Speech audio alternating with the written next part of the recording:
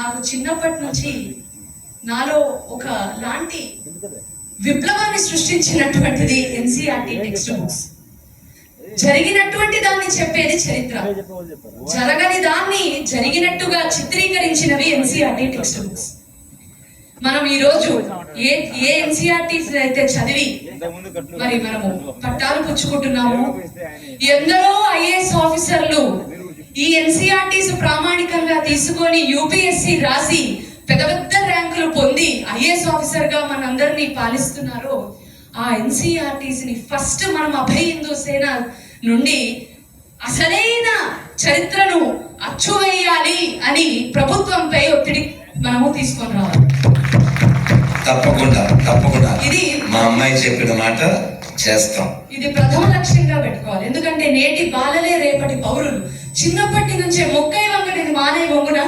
చిన్నప్పటి నుంచి Akbar the great, Taj Mahal is the 8th wonder of the 7th wonder of the world, Ghazni is the great, Tipu Sultan great కాదు, Chhatrapati Shivaji Maharaj the great, Sambhaji Maharaj the great. వారిద్దరిని అలా తీర్చిదిద్దినటువంటి Jijabai great. వారికి ఉన్నటువంటి వాహనాలు, సునకాలు, వారితో అసోసియేట్ అయినటువంటి ప్రతి ఒక్క సేనా సేవకుడు, పౌరుడు great. Abbakka great, Velu Nachiyar great, Jhansi Lakshmibai great.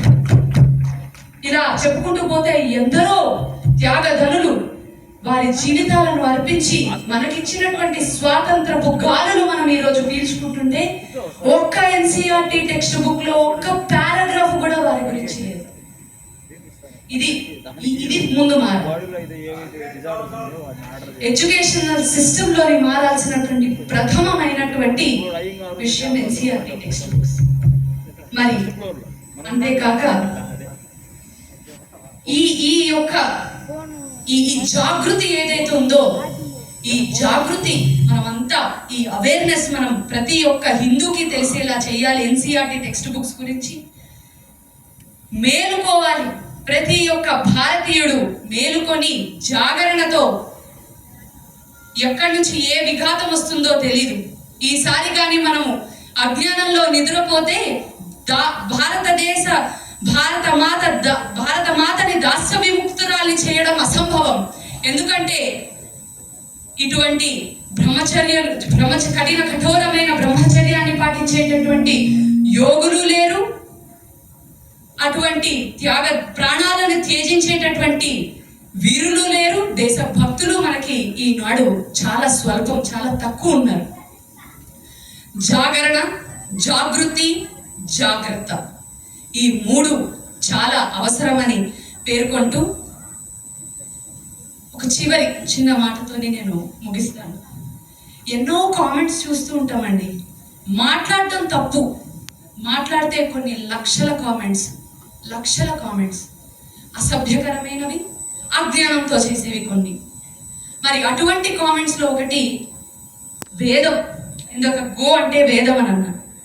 వేదము మీ అందరికీ లేదు, చదవడానికి వీల్లేదు, అది మీ యొక్క ధర్మము, అది మీ యొక్క మతము, అంత నీచమైనది, తుచ్చమైనది అని కామెంట్స్ పెడుతుంటారు ఈ కన్వర్టెడ్ ఒక బ్యాచ్ అంతా. మనం అది చూసి నవ్వుకోవడము, మనం అది చూసి వదిలేయడమో కాదు, దాంట్లో మీరు ఇంకొక రిప్లై ఇవ్వాలి. బాబు, వేదం అన్నది ఇప్పుడు యాక్సెసిబుల్ అయిపోయింది. అత్యాధునిక వ్యవస్థలో ఇప్పుడు నడుస్తున్నటువంటి సినారియోస్ లోని ఫోన్లో వేదం కొడితే మొత్తం వచ్చేస్తుంది. కాకపోయినా దివ్య ప్రబంధం లాంటివి, రామాయణం లాంటివి, భారతం లాంటివి, భాగవతం లాంటివి మనకి ఎన్నో వేద సారాన్నంతా కూడా అత్యద్భుతంగా వర్ణించి ఇచ్చినటువంటి గొప్ప జ్ఞాన సంపద మనకుంది. రామాయణాన్ని వేదోపబృంహణం అని అంటారు. వేద సారమంతా రామాయణంగా మనకి ఆ తరంగంగా వచ్చింది. ప్రశ్నానత్రయమైనటువంటి భగవద్గీతలోని వేద సారమంతా ఉంది. మరి వాటిలోని ఒక్క అక్షరాన్నైనా, ఒక్క శ్లోకాన్నైనా, 24,000 శ్లోకాల్లో ఒక్కటి చదివితే చాలదా? ఏదో ఒక్క అక్షరం, ఒక్క మరా అన్న వాల్మీకి 24,000 శ్లోకాల రామాయణాన్ని ఇస్తే ఒక్క శ్లోకం చదవడానికి మనకు టైం లేదా?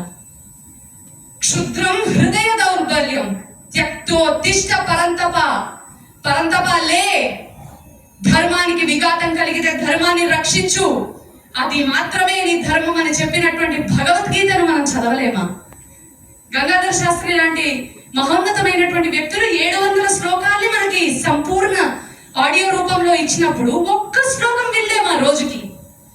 అభయ హిందూ సేన సంస్థ నుండి మనము ప్రతి ఒక్కరం వినడమే కాదు, వినిపించేటటువంటి బాధ్యతను కూడా స్వీకరించి అది మన భుజస్కంధాలపైన వేసుకొని మనము ముందుకు కొనసాగాలని అభయ హిందూ సేన 100 కాదు 1000 సనాతనం అంటే అంతం లేనిది. అలా అభయ హిందూ సేనకి కూడా అంతం లేనన్ని వార్షికోత్సవాలు అంటే ఈ ఉత్సవాల్ని చేసుకోవాలని మనస్ఫూర్తిగా కోరుకుంటూ స్వస్తి.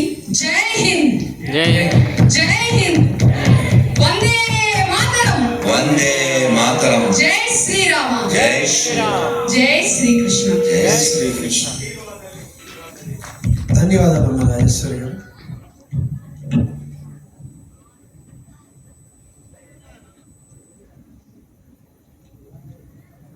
మనకి ఈ కార్యక్రమానికి అన్ని కార్యక్రమాలకి ఎన్నో విధాలుగా సహకరిస్తున్నటువంటి వైఎస్ఎస్ ప్రసాద్ గారు ధర్మధ్వజం